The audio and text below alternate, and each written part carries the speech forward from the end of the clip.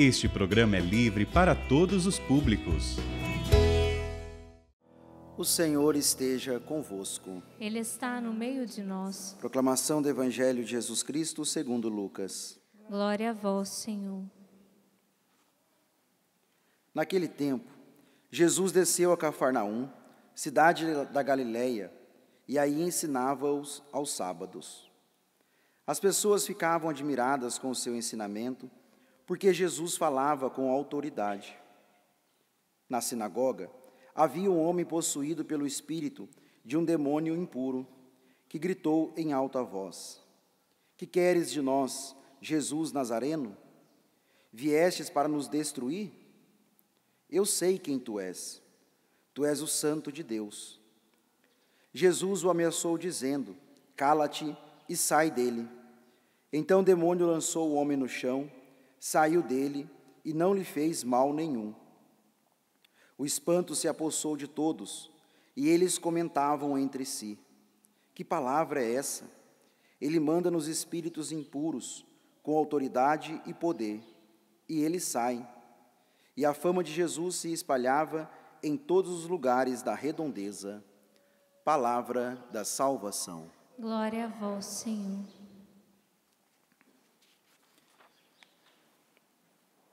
Queridos irmãos e irmãs, presentes aqui no Santuário do Pai das Misericórdias, aqueles que também nos acompanham pelo Sistema Canção Nova de Comunicação, nesta terça-feira da 22ª semana do Tempo Comum, nós nos deparamos com essa liturgia da palavra que ajuda a vivermos aquilo que é a nossa vocação, nos ajuda a vivenciar aquilo que Deus nos chama a cada dia. Deus nos chama à santidade. Deus nos chama a uma vida sobrenatural, uma vida nele. Deus nos chama para um dia habitarmos junto com o Pai das Misericórdias no céu que Ele tem para nós.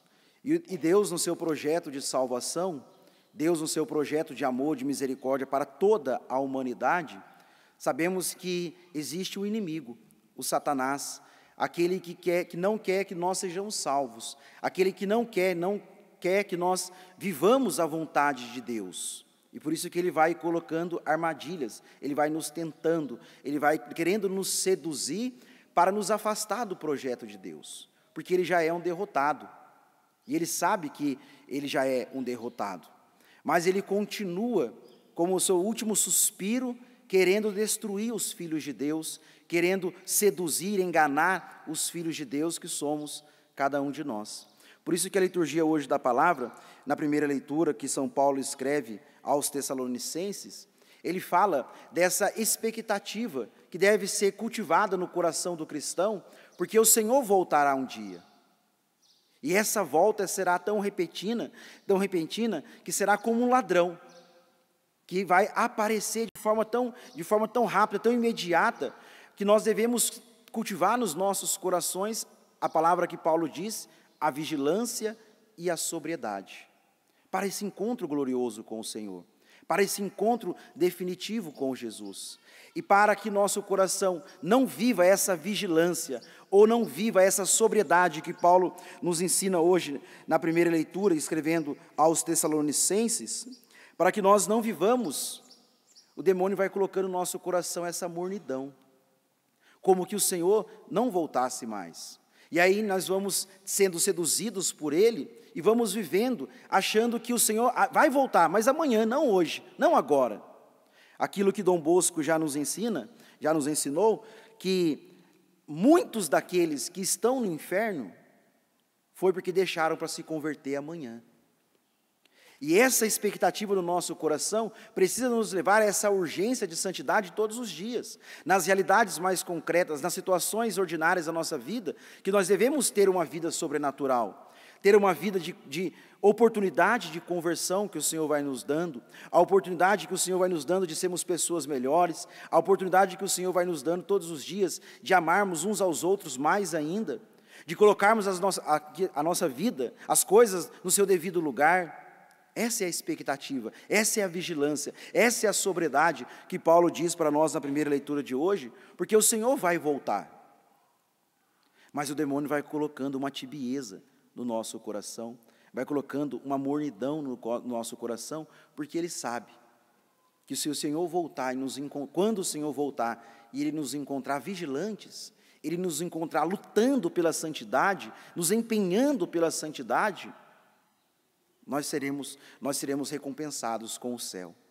E aí Ele vai nos enganando, Ele vai colocando em nosso coração um desejo terreno, uma vida terrena, uma vida que vai buscando não mais as coisas do alto, como nós aprendemos com Paulo, mas buscando as coisas deste mundo. Nós vamos buscando a satisfação ilusória que este mundo vai nos oferecendo, as recompensas ilusórias que este mundo vai nos oferecendo, e aí nós vamos permitindo que a nossa vida vai se esfriando, vai perdendo o sentido daquela radicalidade que outrora nós tínhamos em nosso coração, aquela radicalidade que outrora nós cultivamos, como tivemos uma experiência concreta com Jesus, quando sentimos que esse amor profundamente penetrou em nossos corações, que este amor profundamente conquistou os nossos corações, como nós ouvimos na primeira leitura, no domingo agora, o profeta dizendo que o Senhor o seduziu, e este amor foi tão forte que que o profeta não teve mais como viver fora dele.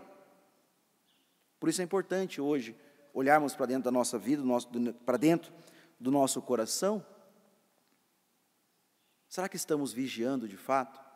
Será que estamos vivendo essa sobriedade que Paulo diz? A sobriedade que não é somente da comida, da bebida, a sobriedade de quem reconhece que este mundo vai passar e que a única riqueza que devemos cultivar é o céu, é as coisas do alto. Eu estou dizendo isso porque no Evangelho de hoje, quando nós nos deparamos com esse Evangelho e aquilo que Jesus está fazendo, Jesus está pregando, anunciando o reino de Deus, as pessoas ficaram admiradas porque Jesus pregava, falava com autoridade, e dentro daquela sinagoga existia um homem possuído pelo espírito impuro, pelo demônio impuro. E Jesus pregando, Jesus anunciando, Jesus manifestando a sua salvação, Jesus conquistando o coração das pessoas, Jesus revelando um rosto de um Deus não castigador, mas um Deus misericordioso, o Pai das misericórdias. E essa revelação, essa manifestação que Jesus vai expressando, que Jesus vai comunicando à humanidade, vai conquistando o coração deles. E quando este homem, quando esse espírito maligno que possui esse homem se levanta, questionando a Jesus: o que queres de nós? Viestes para nos destruir? Eu sei quem tu és. Veja, o demônio está querendo aqui desfocar a missão de Jesus. O demônio aqui está querendo atrapalhar aquelas pessoas que estavam ouvindo a palavra de Cristo. O demônio que estava querendo ali desfocar o anúncio da palavra, o anúncio do Evangelho, a centralidade da salvação que Jesus estava proclamando. O outro modo que o demônio trabalha para nos tirar da salvação, colocando em nosso meio distrações. O demônio queria distrair Jesus, o demônio queria distrair os seus ouvintes. Sejamos atentos, neste mundo com tantas imagens, neste mundo com tantas vozes, precisamos ter atenção também de perceber que o demônio vai querendo nos distrair da palavra de Deus, nos distrair da presença de Deus.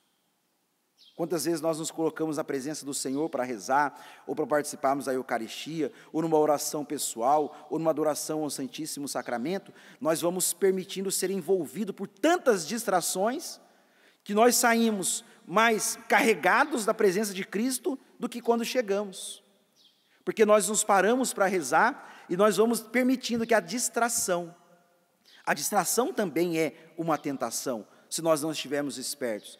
Estou falando de uma distração na hora da oração, mas perceber que toda a nossa vida também vai gerando em nós uma distração diante dos barulhos, que nos impede de ouvir a Deus, que nos impede de ter aquela sensibilidade espiritual, de reconhecer a presença de Deus, ou a manifestação de Deus, ou a ação de Deus na nossa vida, porque nós estamos constantemente distraídos. Deus tem um projeto de céu para nós. O demônio não pode fechar as portas do céu, porque elas já foram abertas por Cristo Jesus. Mas ele pode nos distrair, para que nós não saibamos qual é o caminho para chegar ao céu. Ele pode nos distrair, para que nós sejamos iludidos seduzidos por tantas coisas e não pelo céu.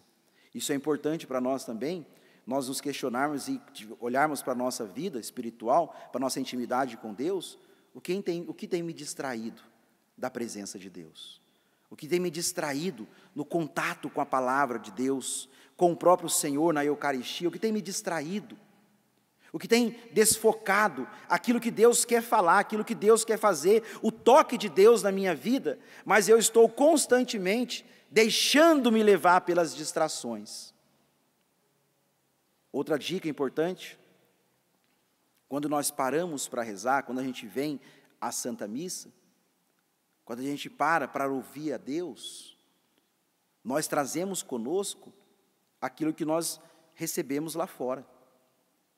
A gente vem rezar carregado com preocupações, com sentimentos, ou com tantas coisas, porque isso reflete aquilo que nós estamos nos alimentando fora da igreja. A gente não fica o que eu pensei, o que eu alimentei, o que eu assisti, o que eu falei, o que eu ouvi, não fica para fora da igreja. Entra comigo. E tudo aquilo de ruim, tudo aquilo de negativo, tudo aquilo que não contribui para a nossa santidade, que não favorece para a nossa experiência com Deus, vai ficar borbulhando na nossa mente, vai ficar gritando no nosso coração, vai ficar nos incomodando, porque o que nós ouvimos, cultivamos lá fora, vem conosco, nos acompanha para a presença de Deus, e aí nos impede de ouvir a Deus.